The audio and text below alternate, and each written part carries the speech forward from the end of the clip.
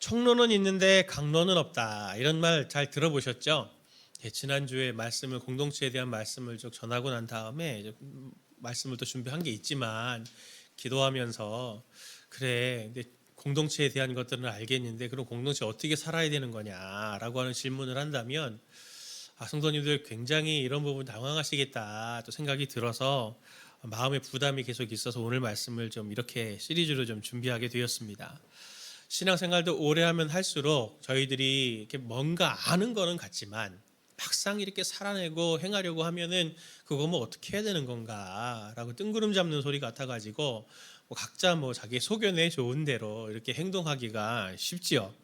공동체라는 것도 그런 것 같습니다. 공동체 다 알고 저희들이 또 쓰는 말이지만 공동체로 사는 삶은 무엇인가? 공동체를 사전적으로 정의해 보니까 이렇게 설명하더라고요. 생활이나 행동 또는 목적 따위를 같이 하는 집단. 생활이나 행동 또는 목적 따위를 같이 하는 집단.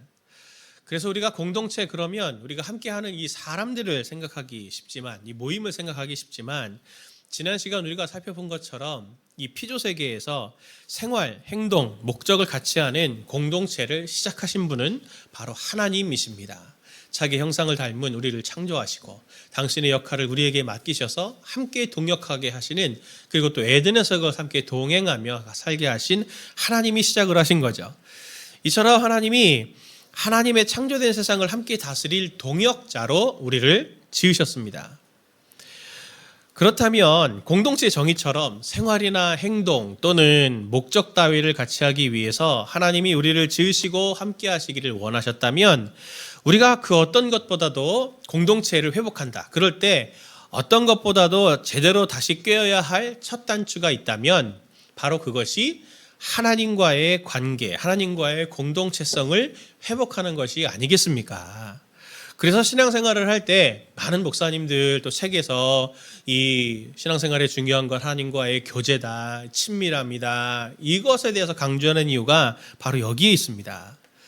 오늘 말씀은 우리가 모세가 자기의 이제 이스라엘 후손들에게 들려주는 유언처럼 설교하는 내용이 바로 신명기이지 않습니까? 거기에 초반인 우리 쉐마의 말씀을 보고 있는데, 이스라엘의 이 자손들이 모세의 죽음 이후에 모세를 보고 평가하는 대목이 신명기 맨 마지막에 나옵니다. 이스라엘 후손들이 모세를 어떻게 평가하냐면 34장 10절의 말씀을 보면 이렇게 평가합니다.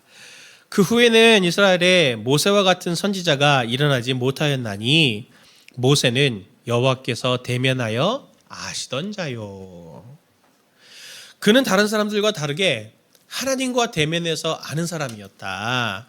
친밀한 자였다. 그렇게 이야기합니다. 그가 오늘 유언처럼 이 신명기를 썼다면 오늘 하나님과 친밀했던 이 모세가 이스라엘에게 하나님과 동행하는 법을, 친밀하게 되는 법을 기록하지 않았을까요? 그게 바로 오늘 이 쉐마에 담겨져 있습니다. 오늘 이 모세의 교훈을 통해서 하나님과 친밀함, 하나님과 동행하는 법을 어떻게 할 수 있는지를 말씀을 통해 우리가 함께 교훈받기를 원합니다. 첫 번째로 하나님과 동행하는 삶의 실체는 어떻게 해야 되는 거냐면, 첫 번째는 주님과 한 배를 타는 겁니다. 주님과 한 배 타는 것. 성경을 보면 구약의 하나님이든 신약의 하나님이든 또 예수님이나 또 사도들도 마찬가지로 당신의 백성들과 자녀들에게 제일 우선순위로 항상 늘 점검하고 교훈하고 책망하시고 회개하라고 말씀하셨던 것이 뭐냐면 그냥 행위와 결과가 아니고 사실은 정신입니다. 율법의 정신, 태도, 스피릿이죠. 우리가 하나님의 가족으로 또 공동체로 어떤 행동들보다도 뭔가 행동하기 전에 뭔가 점검하고 해봐야 될 것들이 있다면 그게 바로 이 정신이 아니겠습니까? 그 정신에 대해서 오늘 신명기 6장 4절이 이렇게 말합니다. 같이 함께 볼까요? 이스라엘아 들으라, 우리 하나님 여호와는 오직 유일한 여호와이시니. 그런데 이 4절 말씀을 직역을 하면은 이렇게 직역할 수 있습니다. 들으라 이스라엘아, 들으라 이스라엘아, 여호와는 우리 하나님이시다. 여호와는 유일하시다. 짧은 선언으로 되어 있습니다. 들으라 이스라엘아, 여호와는 우리 하나님이시다. 여호와는 유일하시다. 두 가지를 강조하죠. 첫 번째는 그분이 여호와가 우리 하나님이다. 이걸 노래합니다.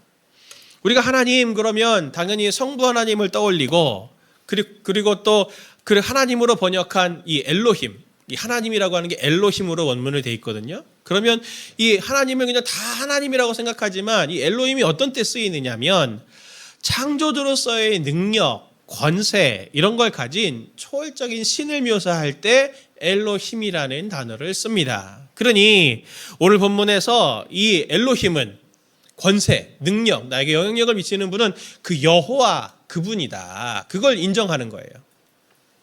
두 번째로 본문이 강조하는 게 뭡니까? 여호와는 유일하시다라고 이것을 강조하는데 여기 유일한이라고 하는 이 에하드라고 하는 히브리어 단어는 우리가 잘 알고 있는 것처럼 숫자 1을 강조하는 게 사실 아닙니다. 1을 강조하는 게 아니고 숫자 1을 강조하려고 하는 게 아니고 에하드의 뜻은 어떤 의미냐면 탁월한, 유일한, 다른 것이 없는 독보적인 이런 뜻이에요. 그래서 하나인 거죠. 그래서 하나. 탁월하다, 유일하다. 영어로 하면 뭐 유니크? 이런 거 다른데 없는 딱 뭐 예수품 두 개가 없잖아요. 하나잖아요, 딱. 그래서 하나인, 그래서 유일한입니다. 그러니 두 가지 뜻을 가지고 종합하면은 하나님께서 우리에게 선언하는 거 들으라. 너희가 들어야 된다. 이건 강조하시는 게 뭐냐면 여호와 외에는 다른 엘로힘이 없다. 여호와 외에는 너에게 다른 하나님이 없다. 그분은 너에게 유일한 하나님이다. 독보적인 하나님이다. 그것을 강조하는 겁니다. 다른 신들은, 다른 것들은 다 허상이고 다 신기루야. 그걸 강조하는 고백이에요. 오늘의 말씀의 강조점이 여호와가 너의 하나님이다. 이걸 강조하는데 제가 힘이어서 막 엄청 길게 설명했잖아요. 근데 다 아는 거를 왜 목사님은 저렇게 힘주어 강조하시나 그러시는 분들도 있을까 봐 말씀을 드립니다. 근데 제가 당연한 얘기를 왜 힘주어서 강조드리냐면 거꾸로 제가 질문을 해볼게요. 정말 성도님들의 한 주간 살면서 정말 성도님들의 삶에 능력과 영향력을 가지고 성도님의 삶을 이끈 것은 무엇이었습니까? 하나님이셨나요? 많은 경우에 돈은 아니었나요? 관계는 아니었나요? 자식은 아니었나요? 남편은 아니었나요? 아내는 아니었나요? 가만히 보면 우리가 하나님처럼 엘로힘처럼 모시고 있는 것들이 얼마나 많은 걸 볼 수 있습니까? 오늘도 많은 사람들이 돈을 향해서 달려가고 뭐 직업도 진로도 투자도 뭐 생활도 관계도 어떤 사람에게는 신앙조차도 결국 평안은 부자가 돼야 평안을 할 수 있어. 안정은 부자가 돼야 되는 거야 라고 하는 이 공식에 의해서 모든 종착점이 돈에 이렇게 몰리고 있는 그런 시대에 살고 있는 거 아닙니까?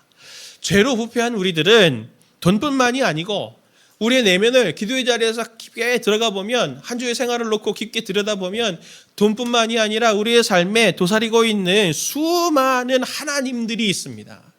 우리의 삶을 그것에 의해서 주도되고 있고 동기부여가 되고 그것이 목적이 되고 있지 않나요? 정말 저와 성도님들에게 하나님은 어떤 분입니까? 하나님은 어떤 분입니까? 내 아이와 가족과 그리고 이 사업을 보면 하나님, 내가 이런 계획들을 가지고 있고 저런 계획들이 있는데 내 힘이 부족하니 내가 할 수가 없으니 능력이 없으니 저 좀 도와주세요 라고 하는 조력자 하나님은 아니냐 이 말입니다. 주님은 자신의 제자들에게 이렇게 말씀하셨어요. 마태복음 6장 9절에서 10절의 말씀을 보면 주기도문이죠. 같이 함께 다시 읽어보도록 합니다. 그러므로 너희는 이렇게 기도하라. 하늘에 계신 우리 아버지여, 이름이 거룩히 여김을 받으시오며 나라가 임하시오며 뜻이 하늘에서 이루어진 것 같이 땅에서도 이루어지이다. 아멘. 오늘 주님이 가르쳐 주신 이 기도를 한마디로 정리하면 하나님과 한배타게 해주세요 기도예요. 예. 우리가 한 배를 자꾸 안 타니까 하나님과 계속 한배타게 해주세요. 한배타게 해주세요. 이걸 기도해라. 이 내용입니다. 우리가 삶의 패러다임을 바꿔야 돼요. 하나님, 내가 힘이 부족하니, 능력이 부족하니, 나의 약한 힘 몇 프로, 나의 부족한 능력 몇 프로를 도와주세요 라고 하는 이런 관심으로 하나님 앞에 기도하는 것은 성경적이 아닙니다. 예수님의 관점은 주님이 저를 지으실 때, 우리를 지으실 때 하나님의 동역자로 지으셨으니, 하나님을 돕는 자로 우리를 지으셨으니, 동업하는 자로 지으셨으니 제가 동업자 잘 할 수 있게 도와주세요. 그걸 기도하라는 거죠. 내 땅에 내 삶이 하나님께서 일하시는 곳이 될 수 있도록, 그렇게 잘 다스릴 수 있도록 그걸 기도하라고 하시는 게 기도, 오늘 예수님께서 가르쳐 주신 주기도문의 내용 아닙니까? 사랑하는 성도님들, 주님이 보실 때 성도님들은 정말 하나님과 한 배 탄 사람이 맞습니까?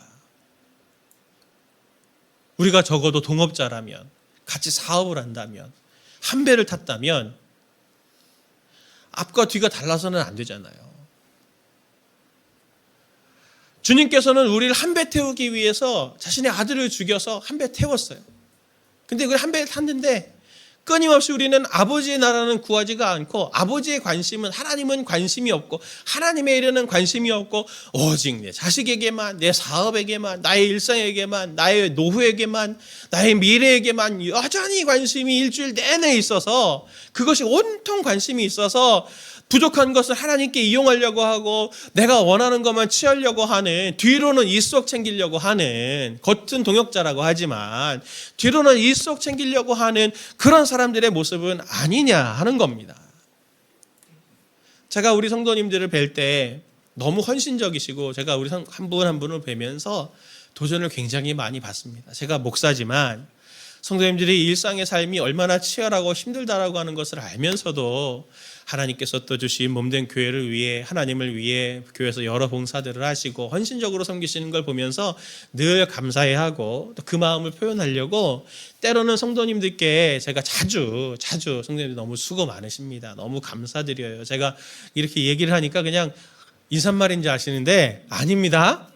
제 마음을 담아 진짜 감사드리고 있어요. 근데 어떤 때는 제가 그렇게 격려를 해드리고 이렇게 감사를 해드리고 난 다음에 두려움이 갑자기 확 느껴질 때가 있어요. 어떤 때냐면, 제가 이렇게 격려를 할 때, 또 감사하다고 제가 말씀드릴 때 너무 좋아하시더라고요. 그러니까 좋아해 주세요, 계속.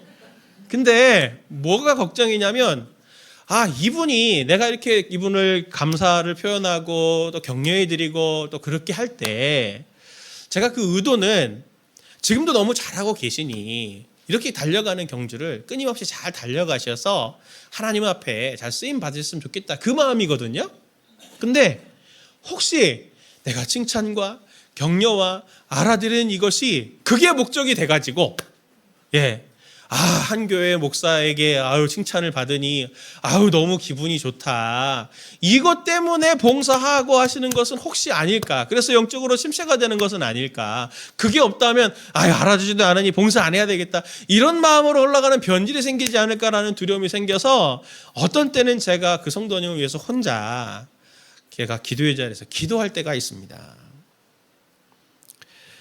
주님은 저와 성도님들을 주님의 동역자로 지으셨어요.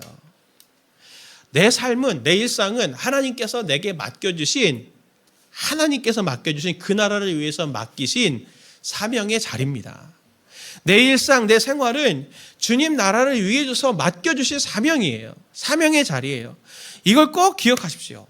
그래서 우리는 내게 맡겨진 그 삶을 책임 있게 잘 감당할 의무가 모두에게 있습니다.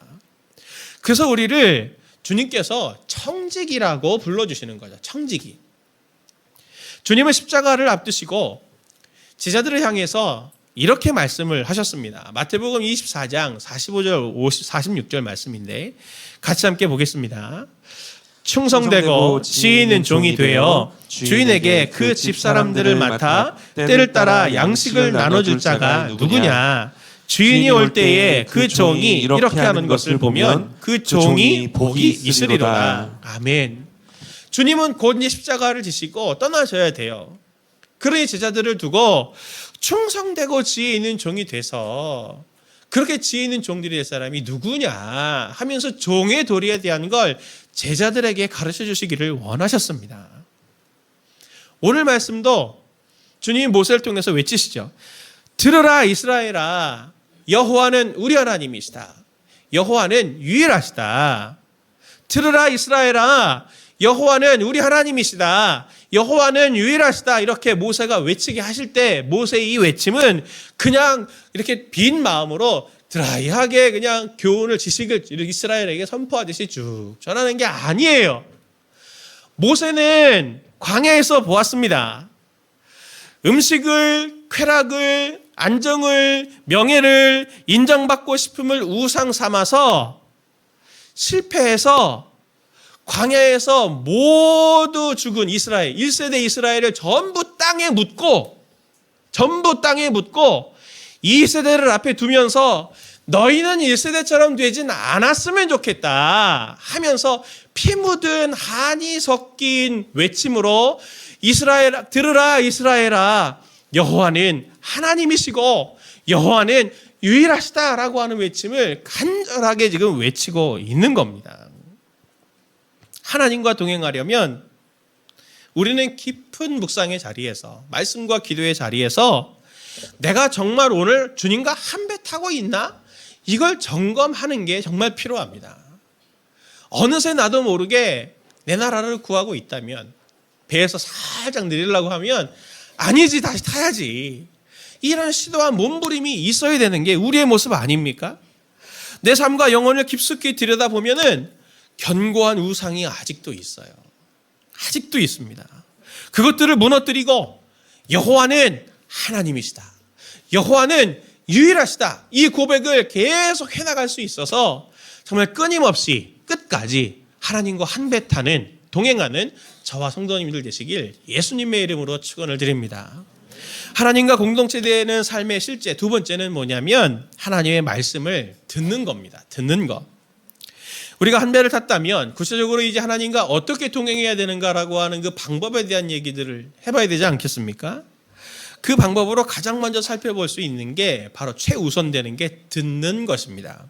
오늘 신명기 6장 4절을 보면 이스라엘아 들으라, 우리 하나님 여호와는 오직 유일한 여호와시니 했지만, 아까 제가 직역도 말씀드렸잖아요. 들으라 이스라엘아, 이렇게 원문을 시작합니다. 들으라가 먼저 시작돼요. 하나님은 언제나 신구약 성경에서 말씀하시는 분입니다. 그래서 하나님 말씀을 잘 분별해야죠. 하나님의 뜻을 분별해야죠. 그러다 보니까 성도님들이 목사님 어떻게 하는 게 하나님의 뜻을 분별하는 겁니까? 어떻게 하나님의 뜻을 잘 분별할 수 있나요? 이걸 물어보시는데, 그러려면 말씀이 뭔지 먼저 알아야 되지 않겠습니까? 우리는 말씀 그러면 성도님들 뭘 머릿속에 먼저 떠올리세요? 성경책 떠올리시죠? 그렇죠? 말씀하면 성경책을 머릿속으로 떠올리지만 그건 말씀을 너무 좁게 보는 겁니다. 성경에서 말씀이라고 하는 것은 훨씬 광범위한 의미로 쓰여요.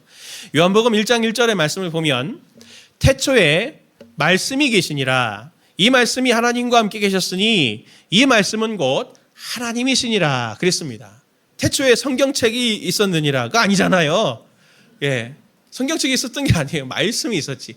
여기서 말씀은 예수님을 말하죠. 예수님. 태초부터 있었던 말씀이신 예수님, 예수님의 존재를 말합니다.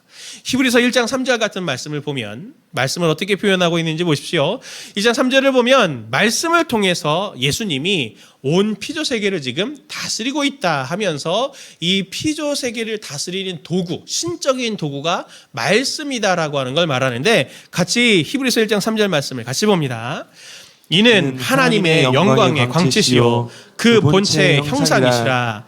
그의 능력의 말씀으로 만물을 붙드시며 죄를 정결하게 하는 일을 하시고, 그의 능력의 말씀으로 만물을 붙드신다, 존재하게 하신다, 파괴되지 않도록 보호하신다, 보존하신다, 이런 역할들을 하고 있습니다.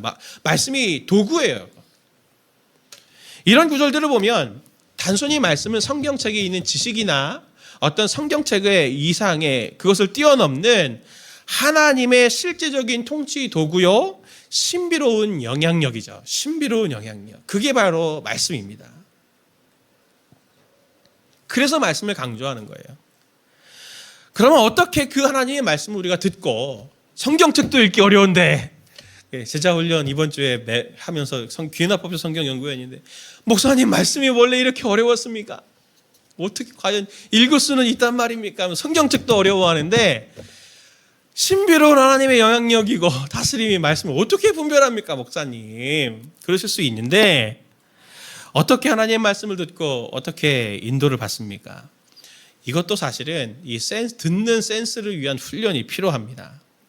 오늘 신명기 6장 6절부터 9절 말씀을 다시 찬찬히 같이 한번 읽어보기를 원합니다. 같이 봅니다.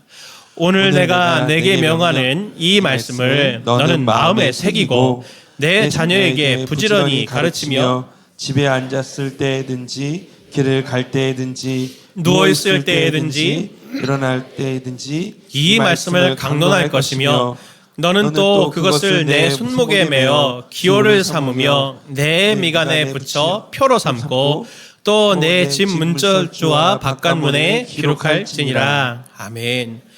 오늘 우리 이 말씀을 쉐마 교육, 그래갖고 자녀 교육하는 툴로 이 말씀을 이렇게 축소시키지만 그렇지 않습니다. 여기 너와 내 자녀가 쌍으를 이루어서 이렇게 세트로 해서 네 세트의 강조가 나오는 강조 용법이 나오는데 중요한 말씀의 취지는 뭐냐면 하나님이 내 모든 삶의 전체 영역이 있잖아요. 앉아있을 때든지 서 있을 때든지 길을 갈 때든지 누워있을 때든지 어느 상황이든지 하나님의 말씀을 개입시켜라. 너의 삶에 하나님의 말씀을 개입시켜라. 항상 그분은 너에게 말씀하시는 분이다. 그러니 너의 일상생활에 들으려고 하면 일상생활에 들으려고 하면 그 말씀은 들려. 그러니 들으려고 해. 모든 삶에 하나님 말씀을 자꾸 개입시켜라. 그걸 강조하는 겁니다. 늘 들으려 하는 자세가 습관화되라. 그게 너의 삶의 특징이어야 된다. 그것을 강조하는 것이 바로 쉐마의 강조점입니다. 하나님의 말씀을 어떻게 일상에서 듣나요? 대표적인 예를 한번 살펴보면 예수님의 어머니 마리아에게서 볼 수 있습니다. 예수님이 12살이 돼서 성년식을 하러 예수님이 성전에 올라가시죠. 절기를 따라 성전에 올라가는데 너무 많은 사람들이 또 절기 때 올라가니까 세상에 어처구니 없이 자식을 잃어버린 거 아닙니까? 그걸 예수가 안 따라왔구나 한 걸 언제 알았어요? 하루 지나서. 주여. 예. 그래서 그 아들을 찾으러 다시 예루살렘에 갔더니 3일이 됐어요. 벌써. 어처구니가 없기는 하지만 그때 상황은 그럴 수 있습니다. 충분히. 예, 그럴 수 있습니다. 나중에 설명드릴게요. 그거는. 근데 갔더니 예수님이 성전에서 그 교사들하고 율법 교사들하고 막 대화를 나누고 계시는 거예요. 대등하게. 그걸 보고 되게 놀랍죠. 그래서 예수님이 어떻게 했습니까? 얼마나 부모니까 화가 났겠어요. 그래서 막 예수님을 책망을 했더니 예수님이 이렇게 말씀을 하시죠. 누가복음 2장 49절 말씀에 예수께서 이르시되 어찌하여 나를 찾으셨나이까? 내가 내 아버지 집에 있어야 될 줄을 알지 못하셨나이까? 하시니. 예수님이 이렇게 말을 하니까 마리아가 어떻게 반응합니까? 51절 말씀에 예수께서 함께 내려가사 나사렛에 이르러 순종하여 받드시더라. 그 어머니는 그 모든 말을 마음에 두니라. 예수님이 한 말을 마음에 두었다. 이렇게 얘기해요. 원문을 보면은 이게 목적지를 저기 딱 세워놨다는 뜻이에요. 목적지 세워놓으면 거기를 향해서 이렇게 계속 가게 되잖아요. 이게 그냥 평범한 사건이 아니에요. 비범한 일이에요. 그러니 그걸 머릿속에 두고 이게 어떻게 될까? 이게 어떤 일들이 일어날까? 왜 이런 말을 하셨지? 분명히 이유가 있을 텐데 라고 하는 그 염두에 두다. 이런 뜻이 마음에 두다는 뜻입니다. 하나님의 말씀을 듣고자 하는 태도가 바로 이런 태도예요. 하나님은 어떻게 하실까? 하나님은 왜 이런 일들 나에게 겪게 하셨지?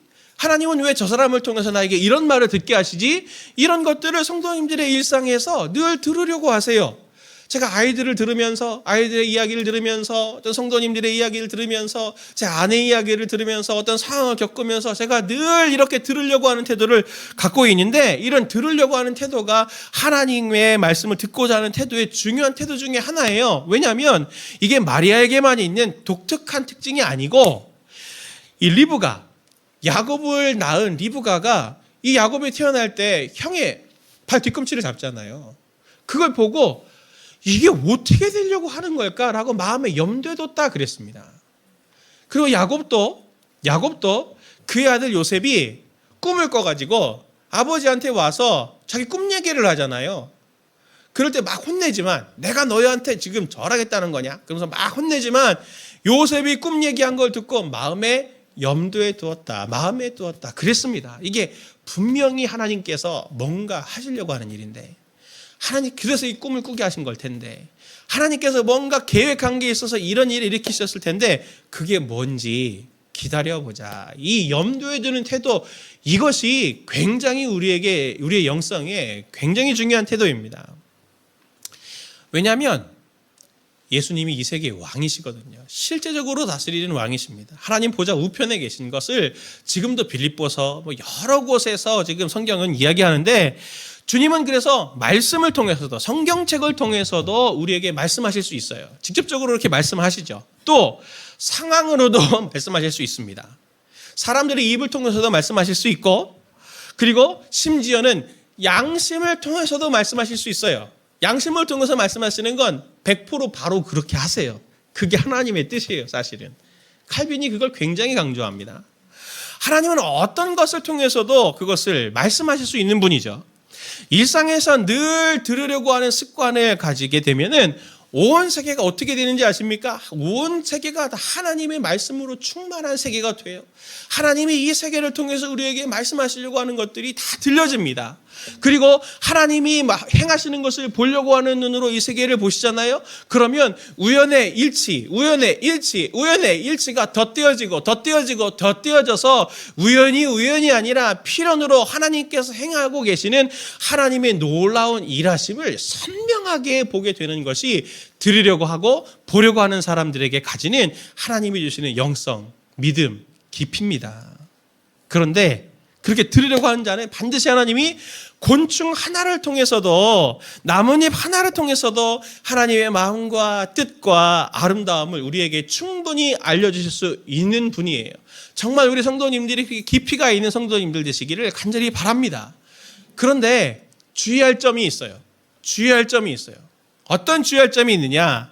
하나님이 상황과 사람들과의 대화를 통해서, 심지어 자연 환경을 통해서도 이거 뭔가 비범한데, 이거 무시하면 안 될 것 같은데, 이거 뭔가 뜻이 있어서 나한테 이런 얘기를 듣게 하려고 하실 텐데 할 때, 그것을 정말 그게 하나님의 뜻인지 하나님이 원하시는 것인지를 분별해내려면 반드시 그것을 가지고 말씀과 기도의 자리로 가는 것이 필요합니다. 우리가 일상에서 마음에 염두에 둔 것이 있다면, 꼭 말씀과 기도의 자리에서 성령님께 인도를 받는 교차 검증을 받는 게 굉장히 중요하다는 것을 꼭 잊지 마십시오. 우리에게 영성이 깊어지지 않는 것, 믿음이 깊어지지 않는 이유는 바로 여기 있습니다. 하나님과의 동행이 느껴지지 않는 이유가 바로 여기 있어요. 일상에서 잘 들으려고 하는 자세가 부족하죠. 늘 일을 해내기만 바쁘니까. 그런데 그 일 속에서 느껴지는 감정이라든지 상황이라든지 말이라든지 이런 것들을 잘 갈무리를 하세요. 그리고 그 들은 것들을 기도의 자리로 가서 하나님께 물어봐야 되는데, 말씀과 기도의 자리가 너무 부족하잖아요. 그러니 하나님이 말씀하시는 게 들리지 않는 거죠.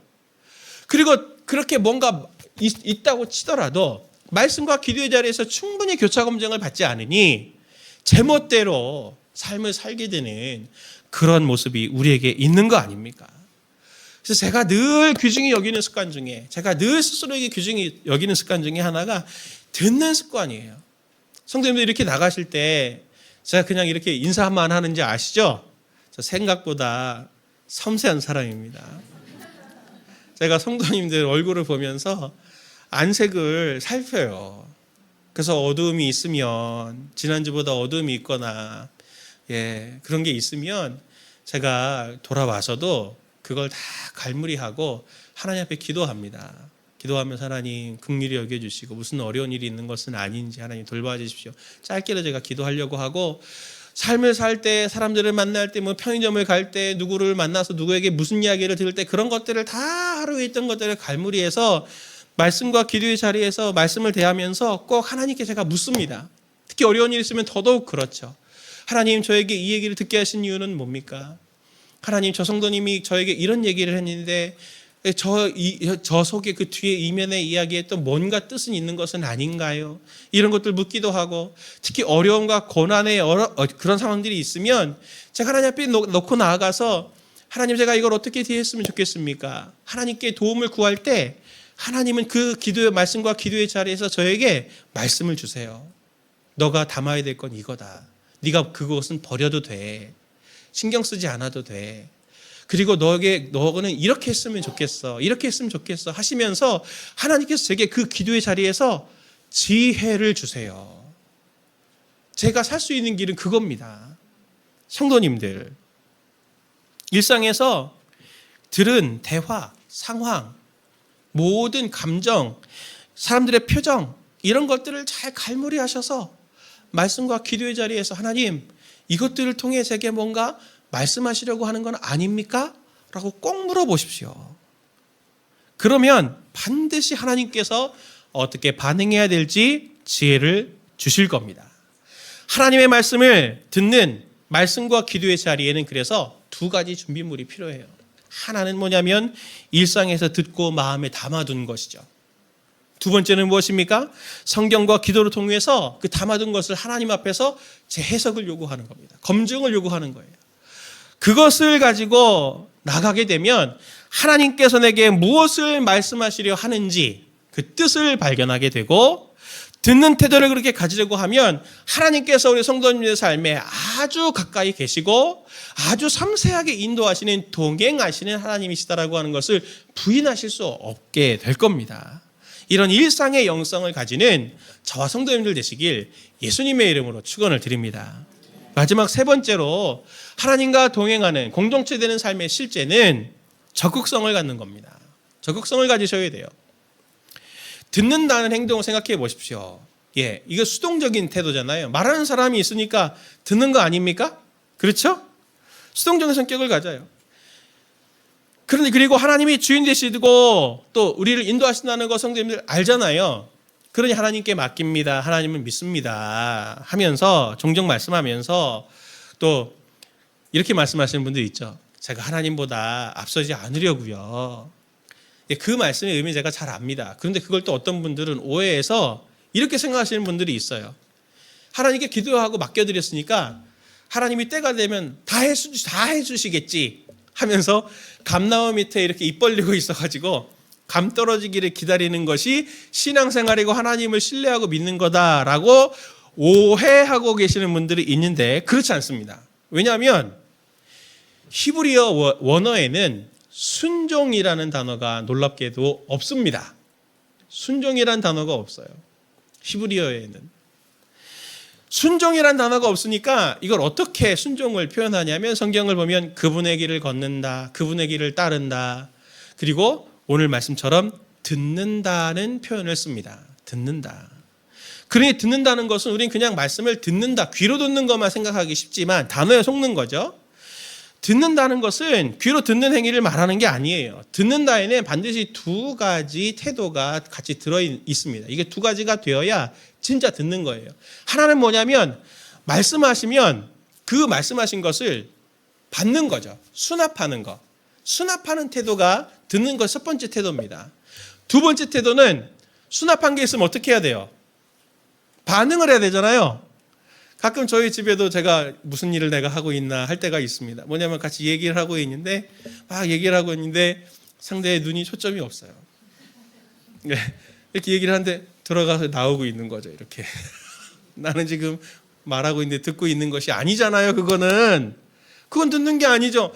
하나님의 말씀을 막 우리에게 주시는데 우리는 어떻게 합니까? 눈에 초점 없이 오늘도 이렇게 그냥 말씀을 듣고 있는 거죠. 이렇게. 그런 모습 아니냐고요. 듣는다는 것은 그분의 주권에 따를 준비가 되어 있습니다 라는 태도입니다. 오늘날 현대인에게, 저를 비롯한 현대인에게 정말 필요하고 꼭 회복해야 될 신앙의 건강한 태도가 있다면 듣는 태도를 균형 잡히게 할 수 있어야 된다는 거죠. 오늘 정말 하나님의 말씀을 사모하는 세대를 살고 있지 않습니까? 오늘날 현대교인들이 통계를 제가 봤어요. 어떤 연구소에서 통계를 냈더라고요. 설문조사를 해가지고 현대교인들이 본교회 말고, 자기 교회 말고 다른 교회 목사님 설교를 얼마나 듣나 그거를 설문조사했더니 한 달에 성도님들이 평균적으로 1.7개 교회 목사님들의 설교를 듣는다. 그러니 빵이 아니고 적어도 2, 3 목사님들의 목사님 설교를 듣는다는 거죠. 그러니 얼마나 말씀을 많이 듣겠습니까? 얼마나 똑똑하겠어요. 그런데 오늘 신명기의 창문으로 보면, 신명기의 창문으로 그것을 보면 그것이 하나님의 말씀을 제대로 듣고 있는 것일까요? 많이 듣기는 하지만 결과적으로 행함이 없는 거 아닙니까? 제 친구 중에, 고등학교 친구 중에 그런 친구가 있었습니다. 어떤 친구냐면 이 친구는 아침에 등교할 때 신문을 사와요. 꼭 신문을 사요. 신문 사서 이렇게 그 시사 이거를 보는 게 아니고 딱 펼쳐서 오늘의 운세를 봅니다. 오늘의 운세를 보고, 아, 오늘 나는 예민하다고 한다. 그러니 오늘은 좀 한숨 쉬고 조심해야 되겠다. 늘 이거 경계를 받아요. 신문으로 오늘의 운세로 큐티를 하는 친구죠. 이 친구도 하나님을 안 믿는데 오늘의 운세로 큐티를 하는데, 성도님들은 한 주간 하나님의 말씀을 대하고 성경 통독을 대하면서 적어도 그 친구처럼 하나님은 오늘 이 말씀을 통해서 나에게 무슨 일을 일으키실까?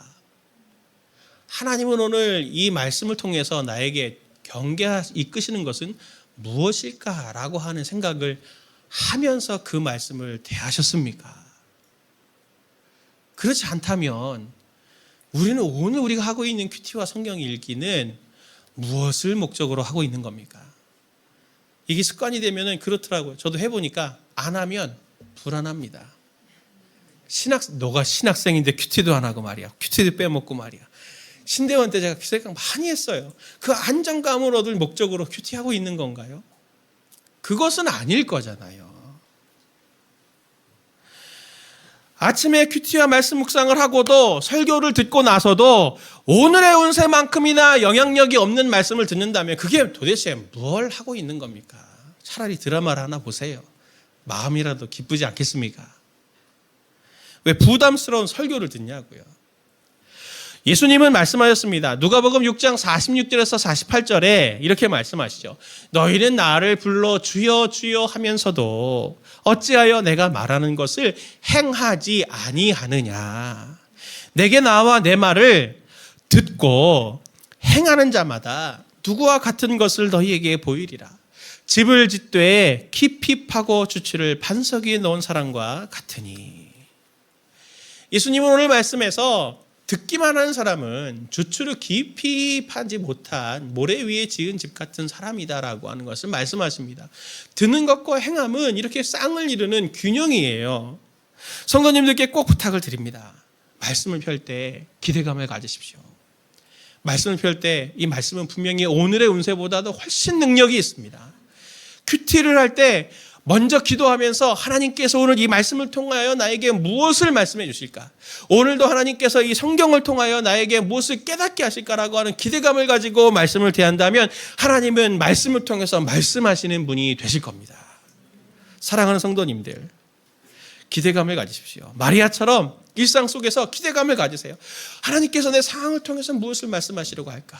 그리고 기도의 자리에서 말씀을 대하면서 하나님의 그 말씀이 이것 때문이었구나 확인하면서 삶을 계속 영점 조정을 해나가면서 한 걸음 한 걸음 주님과 함께 동행하는 삶이 바로 기쁜 삶인 거죠. 그렇게 삶을 살아가게 될 때 주님은 바로 성도님들과 함께 하시는 하나님이요 가까이 계시는 분이라고 하는 것을 늘 경험하게 될 겁니다.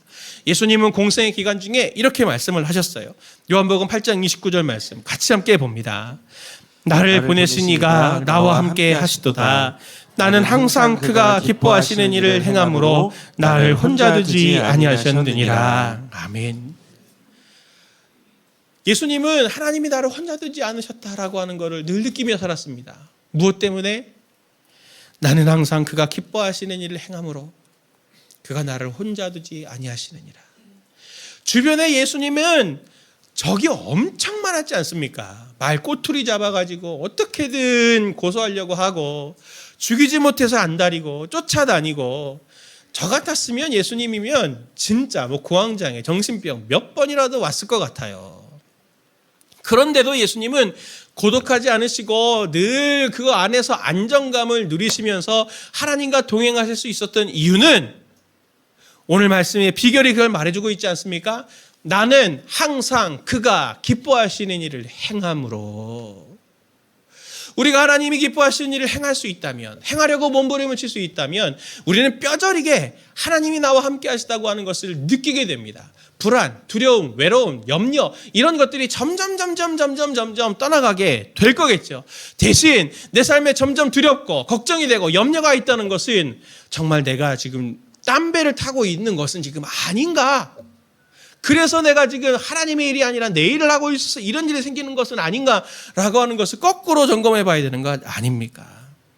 하나님과 함께하는 동행, 공동체됨은 하나님의 말씀을 듣고 행할 때 비로소 누려지게 되는 것입니다. 사랑하는 성도님들, 우리 같이 함께 한번 결단해 볼까요? 한번 좀 따라해 보시죠. 나는 하나님과 한 배를 탔다. 한 배를 탔다. 한 배를 탄 성도님들에게 하나님께서는 길을 인도하십니다. 그리고 하나님께서 보호하시고 주장해 주실 겁니다. 말씀하실 때 듣고 순종하겠다. 늘 그 말씀을 들으려 하고 들었을 때 순종하려고 몸부림치는 성도님들 되셔서 하나님과 늘 함께 하시는 저와 성도님들 되시길 예수님의 이름으로 축원합니다.